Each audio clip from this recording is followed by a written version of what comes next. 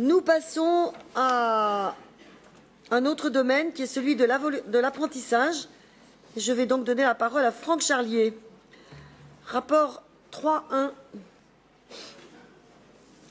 Valorisation et développement de l'apprentissage avec l'expérimentation entrée en apprentissage jusqu'à 30 ans.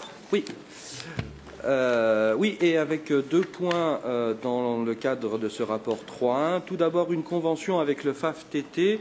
Vous le savez, la région Bourgogne-Franche-Comté, notre grande région, a été l'une des premières à s'engager dans l'allongement de la possibilité d'entrer en formation entre 26 et 30 ans. Nous avons été l'une des premières régions candidats et bien sûr l'une des premières régions à le mettre en œuvre. Je tiens à dire d'ailleurs, les premiers chiffres qui nous remontent sont plutôt satisfaisants pour cette opération, puisque pour cette première campagne, et à aujourd'hui, 117 personnes de plus de 25 ans ont intégré le dispositif de l'apprentissage. Je parle bien de contrats signés, enregistrés, puisque la campagne se continuera jusqu'au 31 décembre prochain. Le CFA du sport avec qui j'étais il y a peu me disait qu'il y a environ une vingtaine de jeunes qui vont intégrer ce dispositif. Pour autant, des freins à l'entrée avaient été mis en évidence. L'un des freins identifiés le plus fortement était la question de la rémunération qui reste sur un pourcentage du SMIC. Et bien sûr, pour des gens qui sont plus âgés et souvent ont une famille en tout cas, cette rémunération paraissait difficilement soutenable.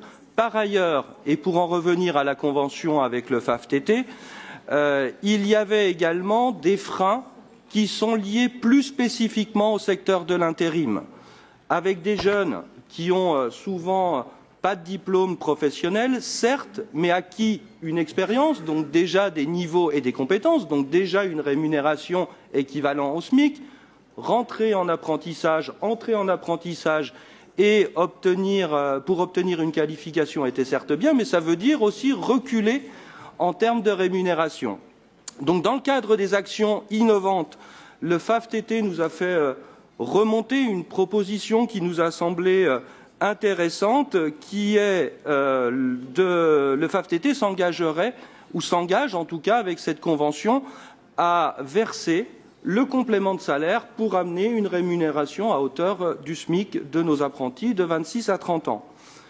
Le financement de cette opération serait assuré par le FAFTT lui-même et à part égale avec le Conseil régional qui verserait une aide de 200 € par mois et par apprenti, en sachant, attention, que l'apprentissage dans le secteur de l'intérim ne concerne pas un volant ou un volume très important. Il y a vraiment, j'y reviens, quelques particularités qui engendrent un surcoût, notamment par le fait qu'il y ait un maître d'apprentissage dans l'agence intérim et des maîtres d'apprentissage, bien sûr, qui accompagnent le jeune en contrat d'apprentissage dans les diverses entreprises qui l'accueillent. Donc on voit qu'on est sur quelque chose de bien particulier.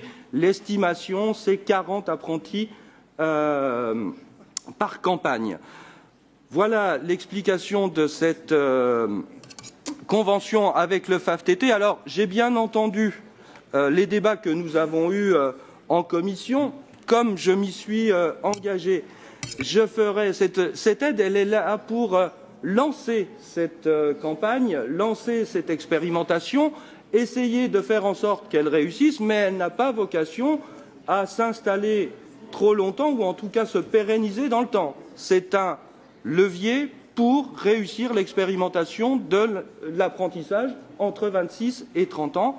Et comme je m'y étais engagé, bien sûr, je ferai remonter dans cette période de concertation qui va s'ouvrir avec une nouvelle loi sur l'apprentissage, avec le nouveau vice-président maintenant, je peux le dire, nous ferons bien sûr remonter ce qui est fait en Bourgogne-Franche-Comté pour peut-être l'adapter au niveau national et le reprendre à travers la loi.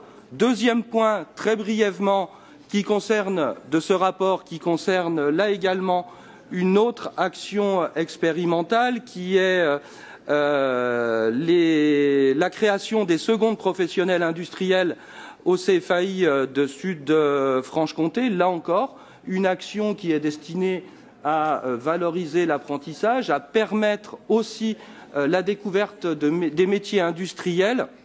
Donc ces jeunes, 16 en tout cas, ont intégré cette année pour cette session le CFAI de Sud-Franche-Comté.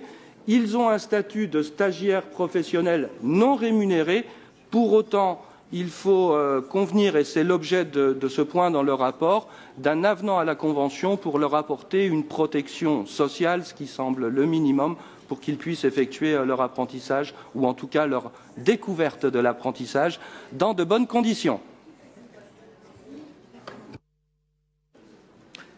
Pas de